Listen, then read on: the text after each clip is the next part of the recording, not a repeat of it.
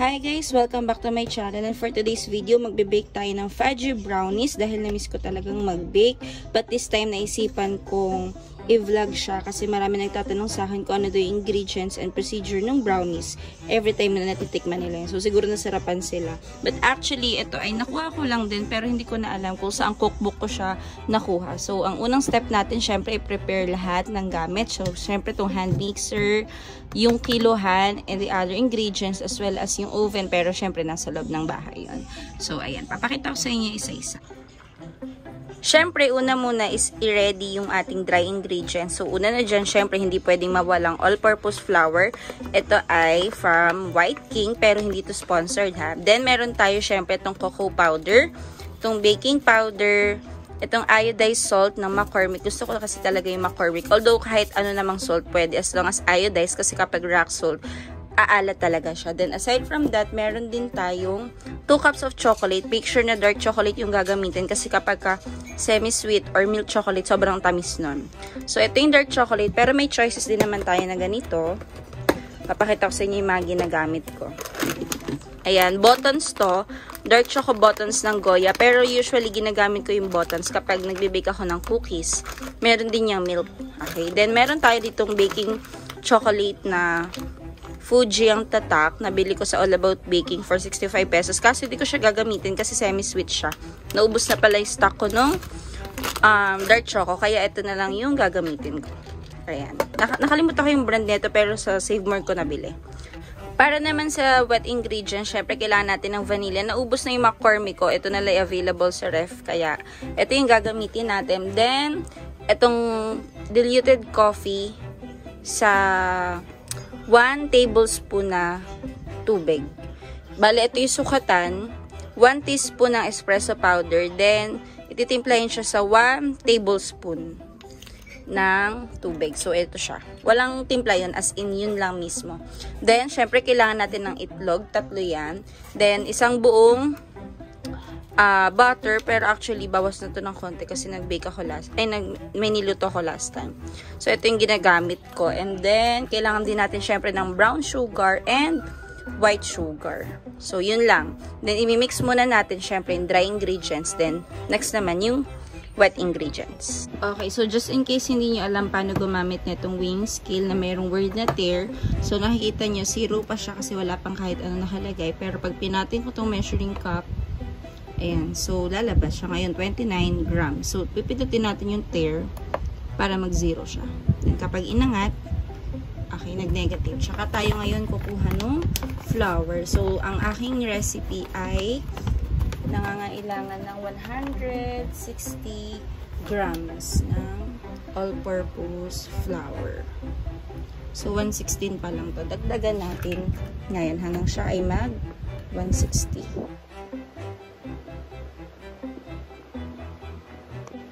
And so, meron ako 130. 30 na lang kulang. So, lalagay ko na muna siya dito. Saka ulit ako magdadagdag ng another 30.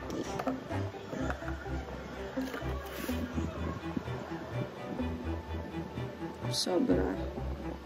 Yan. Okay. Next naman ay 120 grams ng cocoa powder. So, lagay natin yan hanggang siya ay umabot ng 120.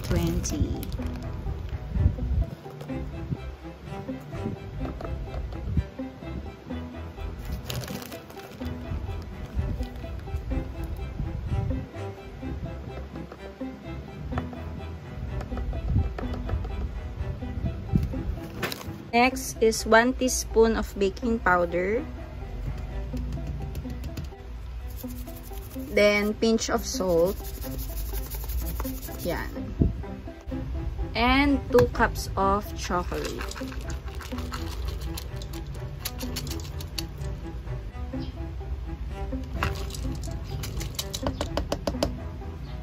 Okay, so mix lang natin ng very light.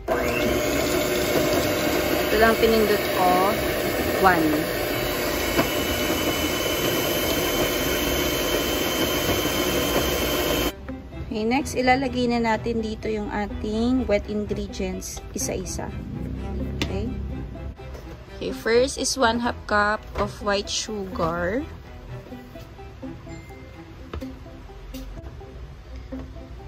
Then 1 and 1/2 cup ng brown sugar.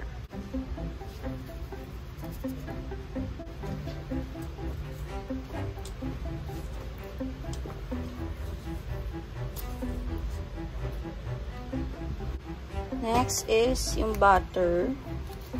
Ayan.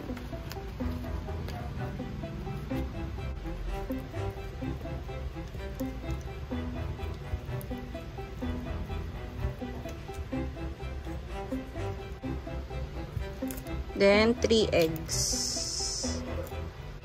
And then yung coffee. And lastly, of course, is yung ating vanilla, pero 1 teaspoon of vanilla lang. Then, after this, pwede na siyang isa lang sa ating hand mixer. Okay, so lalagay na ulit natin sa hand mixer natin. Pero, alalay lang sa pagmimix kasi hindi rin siya okay kapag na-overmix. Okay, so ngayon, lalagyan ulit natin ng takip. So, ready na. So, sa tuko lang muna siya pinindot para alalay lang sa pag-mix.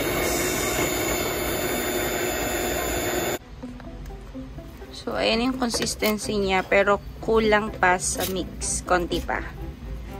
Yan. Konti pa. Okay, so lalagay na natin ngayon dito yung ating mixture. Pero syempre, hindi ko napapakita sa inyo yung buo at baka mainip kayo. So, yan na siya. Oh, ayan na siya. So, sabi, ganyan-ganyan.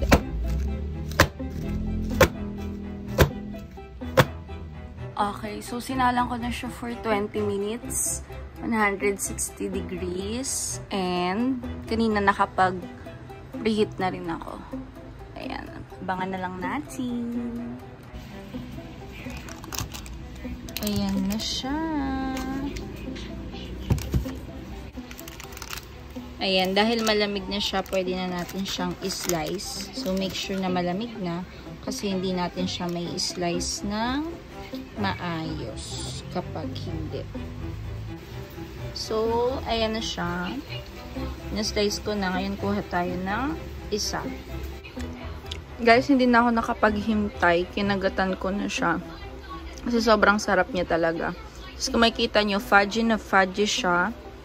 Moist yung loob. At ayan siya. Tinapay na tinapay pa din naman. Ang sarap talaga.